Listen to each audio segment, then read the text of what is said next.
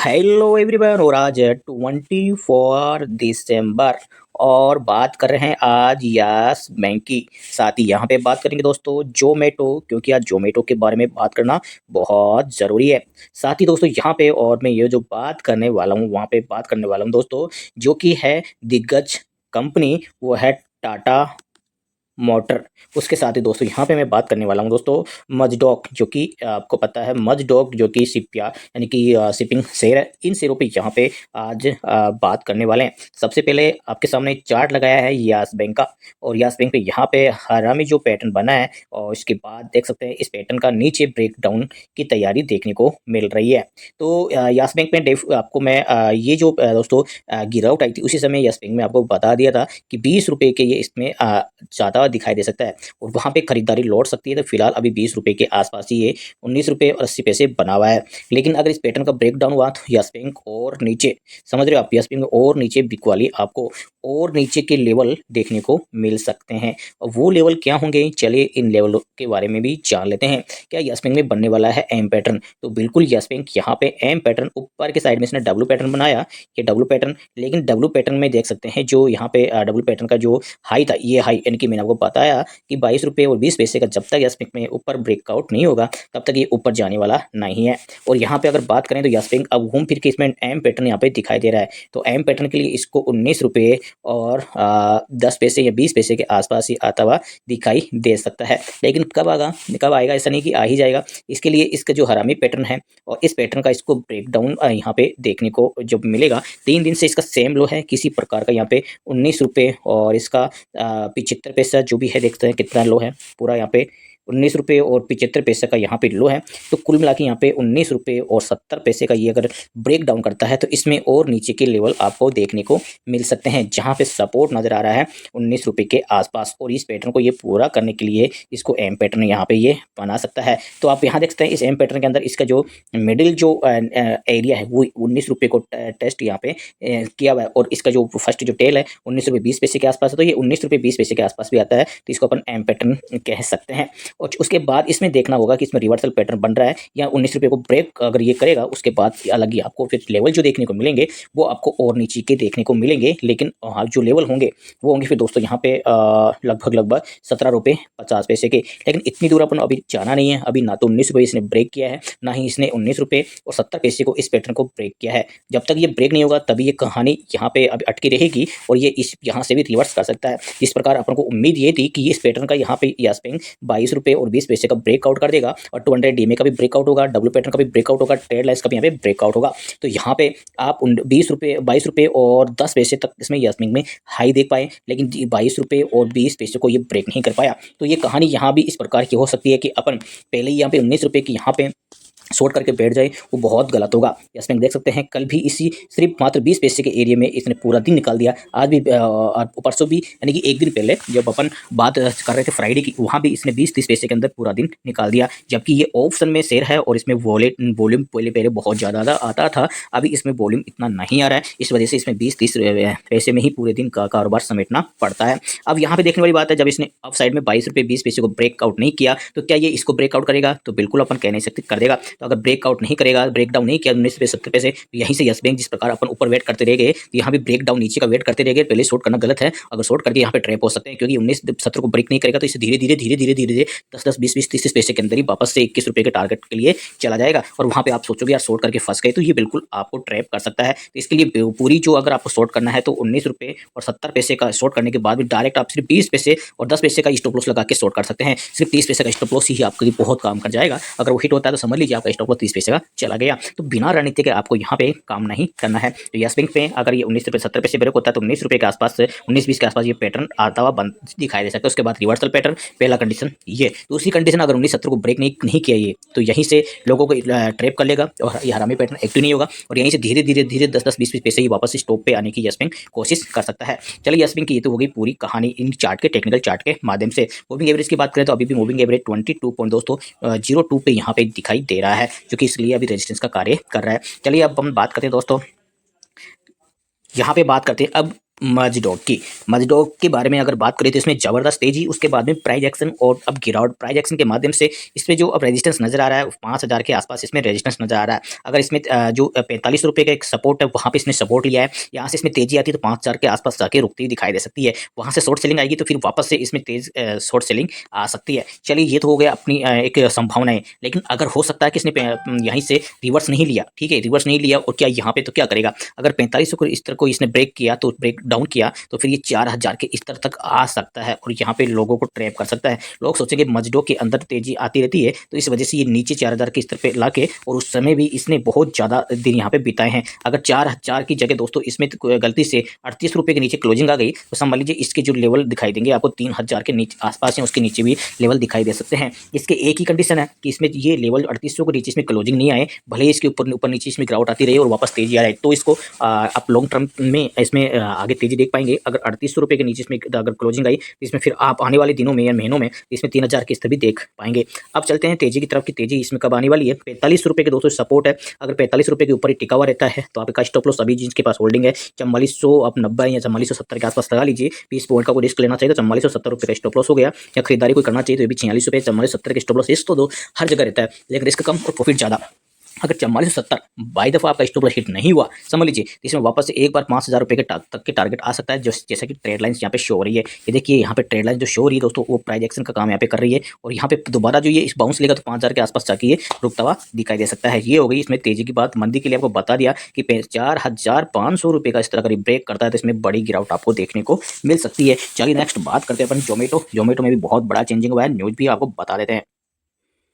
ये लो भाई साहब लगा दिया है जोमेटो का चार्ट, और जोमेटो के चार्ट में आप यहाँ देखेंगे पीछे से देख पाएंगे एक बिल्कुल एक ट्रेड लाइन के माध्यम से इस शेष में एक जबरदस्त तेजी, और वो तेजी तो अब कंटिन्यू 1 साल के ऊपर हो गया है का समय।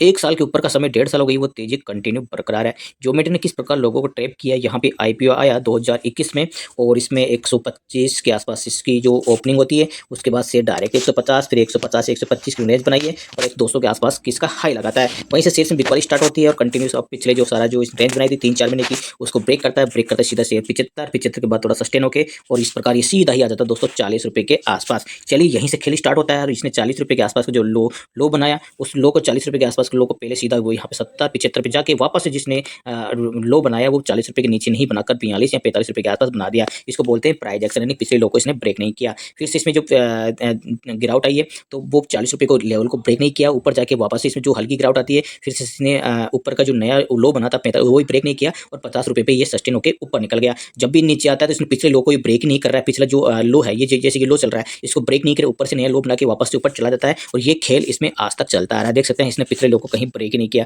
इस प्रकार की रेंज में देख सकते हैं पिछला लो मतलब ये लो चल रहा है ना, इसको कभी इसने आज तक देख सकते ब्रेक नहीं किया जब से ये हुआ है। इस कैंडल को आप भूल जाइए, कैंडल थे इलेक्शन रिजल्ट था तो इसको अपन टेक्निकल चार्ट का इफेक्ट नहीं कह सकते। तो इसमें देख सकते हैं इसको वापस इसमें साथ के साथ बाउंस बैक भी आ गया तो इसको ब्रेक करना नहीं बोलते। इसमें आप देख सकते हैं कितनी खूबसूरती हैमर बनी है। ये तो इलेक्शन का रिजल्ट आया था 4 जून का, तो इसको अपन टेक्निकल चार्ट का दोष नहीं कह सकते, ये न्यूज़ बेस पे है। लेकिन इसमें चार्ट देख सकते हैं इसने पिछले लो को जैसे लो बन रहा है वापस ऊपर हाई, ये लो बन गया जैसे वापस आई, लेकिन यहाँ इसका मतलब ये लो था यहाँ पे इसको ब्रेक नहीं किया, तो इलेक्शन का था वापस ऊपर निकल गया। उसके बाद देख सकते कंटिन्यूस में जो चार्ट बन रहा है देख सकते कंटिन्यू चार्ट बना, ये लो हुआ तो वापस गया नीचे आएगा तो इस लो को ब्रेक नहीं किया, ऊपर गया नीचे आया देखिए इसी लो के आसपास रुके इसको ब्रेक नहीं किया, ठीक है, फिर ऊपर निकल गया और वापस आप देख पा रहे हैं अभी तक भी देख सकते हैं इसमें 300 रुपये के हाई लगा दिया है। लेकिन अब इसमें डब्लू पैटर्न यहाँ पे बन रहा है। अगर ये दोस्तों इस सेट्स के अंदर अगर 200 ये जो लेवल है एक बार मैं पूरा क्लियर एक बार कर लेता हूँ, अगर इस लेवल का नीचे इसमें क्लोजिंग आई तो समझ लीजिए इसमें बहुत बड़ी गिरावट आ सकती है। अगर 235 रुपये के नीचे इसमें अगर क्लोजिंग आती है तो इस शेयर्स के अंदर 235 रुपये का जो स्तर है, ये जो स्तर दिखाई दे रहा है यहाँ पे देख सकते हैं इसमें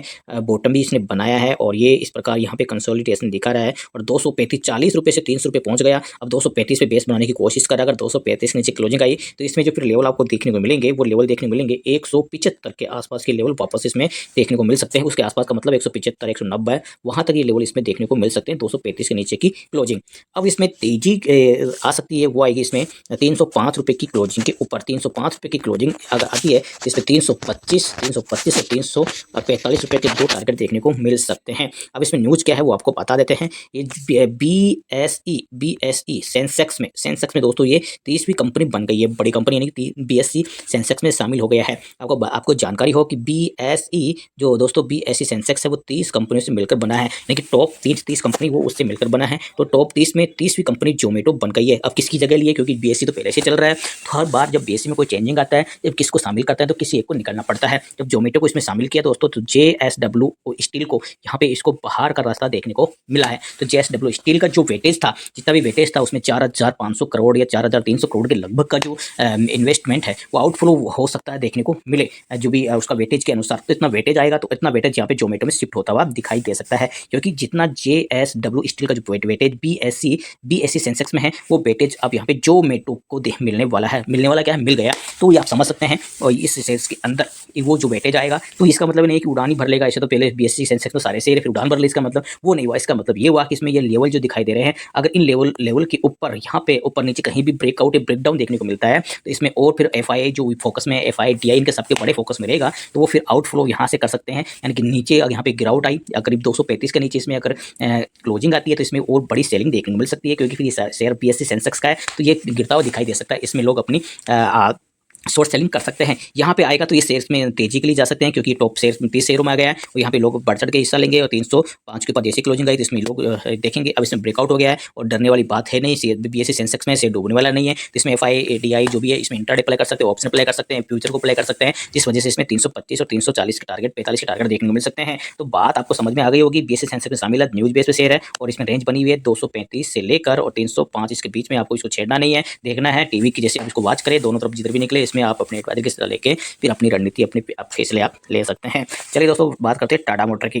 टाटा मोटर में एक तरफा गिरावट और प्राइस एक्शन के माध्यम से हाई लगाया 1100 रुपये के ऊपर, उसके बाद फिर गिरावट 1000 रुपये के आसपास, लेकिन दोबारा जो हाई लगाता है पिछले हाई को ब्रेक नहीं कर पाता और वहीं से बनता है प्राइस एक्शन। और उसके बाद जब इसने ये नीचे आके इस लेवल को 1000 रुपये को ब्रेक किया तो समझ लीजिए अब इसमें बड़ी गिरावट देखने को मिल सकती थी और वो मिली। और देख सकते हैं इस प्रकार का पिछले लोग इसने ब्रेक नहीं किया और शेयर आ गया है 700 रुपये के आसपास। और आज तो इसमें 2% की तेजी है। 700 रुपये का जो लेवल था वो इसने फ्राइडे के दिन लगाया और आज इसमें बन चुका है। देख सकते हैं जो ये पैटर्न, इसको पुनातो रमी पैटर्न कह सकते हैं, क्योंकि यहाँ इसी प्रकार का जो पैटर्न बना है इसको पूरा एंगल भी नहीं किया है, लेकिन इसमें थोड़ी तेजी आ रही है, बाउंस भी कर रहा है। तो ये कहीं ना कि फंसाने वाला काम यहाँ पे फिलहाल तो कर रहा है। जब इसमें तेजी आएगी तो वो लेवल दिखाई दे रहा है 750 रुपये का ये लेवल। इसमें अगर क्लोजिंग आती है तो वापस ये 800 रुपये के आसपास जा सकता है, वहाँ पे फिर से इसमें रेजिस्टेंस देखने को मिल सकता है। इस प्रकार बार बार ये 800 रुपये के आसपास गया और वहीं से यहाँ देख सकते हैं फिर से स्लिप हुआ। तो ये 750 के बाद 50 रुपये की तो तेजी दिखाई दे रही है, लेकिन आगे इसमें जो फिर है रुकावट देखने को मिल सकती है। हाँ, आगे की रुकावट इसमें जो क्लियर होगी वो लेवल जो यहाँ पे नजर आ रहा है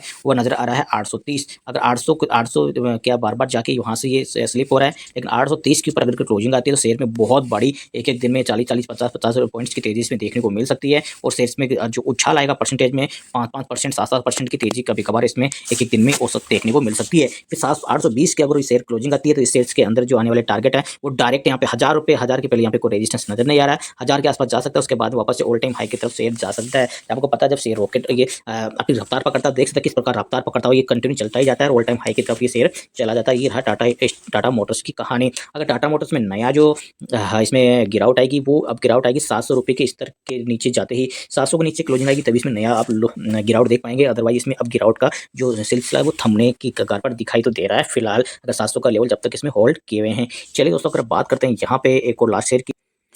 लास्ट शेयर है दोस्तों CDSL सेंट्रल डिपॉजिटरी, ठीक है, इसके बारे में बात करते हैं। और इसे शेयर में बहुत बड़ा रिटर्न यहाँ पे दिया है, लेकिन यहाँ देखें इस शेयर में जब से इसने 200 दिनों की मूविंग एवरेज को ब्रेक किया, फर्स्ट बार में इसने ब्रेक करने की कोशिश की, नहीं किया, वापस आ गया। सेकंड बार में जैसे ब्रेक किया तो फर्स्ट बार का जो रेजिस्टेंस है दोस्तों, कभी भी 200 दिनों के मूविंग एवरेज के नीचे अगर शेयर चल रहा है, मान लीजिए चल रहा है, ठीक है, चल रहा है, तो आप ये मान लीजिए अगर शेयर में एक बार की अगर तेजी, सीधी अगर तेजी आ गई है तो वो शेयर फिसल सकता है। और CDSL शेयर्स में 125 रुपये के आसपास इसका जो IPO आया, यानी कि IPO के में भी इसमें ज़बरदस्त रिटर्न दिए, लेकिन वो लिस्टिंग होती है ना 125 के आसपास लिस्टिंग आई, उसके बाद में इसमें फिर EMA जो DMA SMA वो बाद में बनना स्टार्ट होंगे। EMA मतलब आप समझ गए ना, EMA exponential moving average, SMA simple moving average, और DMA दिनों का मूविंग एवरेज, ठीक है। तो वो आप इसको समझ सकते हैं ना। तो यहाँ पे डे मूविंग दिनों का है ना, डे मूविंग एवरेज तो 200 लगा देते हैं, 200 डे मूविंग एवरेज हो गया, है ना। तो यहाँ पे दोस्तों अगर बात जब भी देख सकते हैं इस सेल्स के अंदर, जब 200 दिनों का मूविंग एवरेज ये लाइन चल रही है, इसको भाई साहब ब्रेक कर दिया, ब्रेक करने के बाद बड़ी गिरावट, लेकिन जब ये जा रहा है और रेजिस्टेंस ले रहा है तो बहुत अच्छी बात है। रेजिस्टेंस ले रहा है बहुत अच्छी बात है, रेजिस्टेंस ले रहा है बहुत अच्छी, जैसे ही रेजिस्टेंस को ब्रेक करेगा तो इसमें तेजी देखने को मिलेगी। लेकिन अगर एक बार में डायरेक्ट अगर एक बार में ये ऊपर चला जाता है तो इसको ऊपर जाने के बाद वापस से एक बार इसमें नीचे गिरावट का खतरा रहता है, लेकिन रेजिस्टेंस लेके फिर ऊपर जाता है तो इसका मतलब रेजिस्टेंस ब्रेक हुआ है, फिर इसमें नीचे आने के खतरे फिलहाल तो यानी कि कुछ महीनों के लिए दिखाई नहीं देता। और देख सकते जैसे इसने 125 के आसपास इसको ब्रेकआउट किया, और देख सकते 2-3 बार में ब्रेकआउट किया रेजिस्टेंस लेके, उसके बाद देख सकते इसमें जो दोबारा 200 दिनों का मूविंग एवरेज इसने टेस्ट किया था 125 से भाई साहब 800 रुपये चला गया, और 800 के बाद में भी देख सकते हैं कंटिन्यू पर जा रहा है। और ये देखिए यहाँ पे इसने जो टेस्ट किया था 600 650 रुपये पे टेस्ट किया था, लेकिन 850 का हाई लगाने के बाद अगर आप 650 पे भी इसको एग्जिट करते हैं, 850 मान लीजिए 200 पॉइंट आपने छोड़ दिए, फिर भी आप 125 से 650 पे इसको एग्जिट कर रहे हैं, लेकिन आप ऑल टाइम हाई 100 जो समय जब इसका बना था 2022 में 850 बन गया था। ये स्प्लिट हुआ है, आपको पता है बोनस इसमें मिला है, तो आप समझ लीजिए ये 800 की जगह 1600 हुआ, ठीक है। यहाँ भी आपको 1800 दिख रहा है, इसका मतलब 3600 है, क्योंकि 1/1 शेयरों में इसको डिवाइड किया गया। उसके बाद देख सकते हैं इसमें सिर्फ यहाँ पे इसके नीचे क्लोजिंग नहीं दी और यहाँ से वापस से 800 रुपये उछल गया। लेकिन जब इसमें देख सकते हैं दोबारा से फिर से 200 दिनों का मूविंग एवरेज जैसे ब्रेक हुआ, नीचे ब्रेक डाउन हुआ तो बड़ी गिरावट, तो ऊपर जा रहा है, देख सकते हैं इसने रेजिस्टेंस यहाँ पे लिया, तो बहुत अच्छी बात है। दूसरी बार फिर से घूम यहाँ रेजिस्टेंस इसका मतलब गिरेगा, और गिर के वापस से दोबारा ऊपर आ रहा है तो रेजिस्टेंस ये ले रहा है, बहुत ही गुड बात है। यहाँ पे फिर से देख सकते यहीं पे रुक गया, इसका मतलब अब शेयर्स यहीं पे दोबारा से इसको ब्रेक करने की तैयारी है, और यहाँ रुक कर देख सकते हैं बड़ी खूबसूरत इसने ब्रेक कर दिया, और ये ब्रेक हुआ 600 रुपये के आसपास का, और देख सकते हैं इसमें फिर से तेजी आई है, देख सकते हैं यहाँ वापस से 750 रुपये की तेजी, लेकिन घूम फिर के ये 150 पॉइंट की तेजी वापस से घूम फिर के आ गई है गिरावट के अंदर। और आप देख पा रहे हैं यहाँ पे जो वापस से फिर से इसमें गिरावट के बाद में इसने फर्स्ट बार रेजिस्टेंस लिया, सेकंड बार इसमें रेजिस्टेंस को ब्रेक किया, और शेयर देख सकते हैं वापस दोस्तों दिनों का मूविंग एवरेज लेके सपोर्ट लेके, और आपके सामने यहाँ पे आ गया है दोस्तों 2000 रुपये का स्तर। तो यहाँ पे ये 200 दिनों का मूविंग एवरेज फिलहाल यहाँ पे दिखाई दे रहा है 1350 के आसपास, तो 200 दिनों का मूविंग एवरेज के लिए शेयर आ सकता है। तो इस शेयर में आपको CDSL में आपको क्या करना है, जल्दबाजी नहीं करनी है, सुना आपने, बिल्कुल जल्दबाजी नहीं करनी है, आपको वॉच करना है WATCH वॉच, और आपको वेट करना है, आपको इंतजार करना है कि शेयर 200 दिनों के मूविंग एवरेज के आसपास आए, तब जाके इसमें मैं एंट्री बना सकता हूँ। शेयर का रुख भी आप देख सकते हैं किस प्रकार यहाँ पे गिरावट के साथ यहाँ पे रुख बना हुआ है, लगातार इसके अंदर देख सकते हैं अपने नया लो बन यहाँ पे बन रहा है। अगर मैं पिछले 1 2 3 4 5 6 अगर 6 दिनों की दोस्तों यहाँ पे बात करूँ, हर रोज इसमें एक नया लो ऊपरी साइड से बन रहा है। तो यहाँ पे देख सकते हैं लोअर लो यहाँ पे बनता हुआ नजर आ रहा है, तो हर बार नया लो बन रहा है, तो इसका मतलब है शेयर अभी फिलहाल तो वीक है, हालांकि बहुत ज़्यादा इसने रिटर्न दे दिया, इस वजह से भी ये वीक हो सकता है। और टेक्निकल भी इशारा करा, इसका जो रिट्रेस पॉइंट बन रहा है वो देख सकते हैं, यहाँ पे इसने डब्ल्यू पैटर्न का जो ब्रेकआउट किया था, डब्ल्यू क्या बहुत सारे डब्ल्यू बना दी इसने तो, और ये जैसे ब्रेकआउट किया उसके बाद अभी रिट्रेस पॉइंट भी इसका जो नजर आ रहा है 1675, तो 1675 पर भी इसका रिट्रेस पॉइंट अभी भी इसमें गिरावट तो फिलहाल दिखाई दे रही है।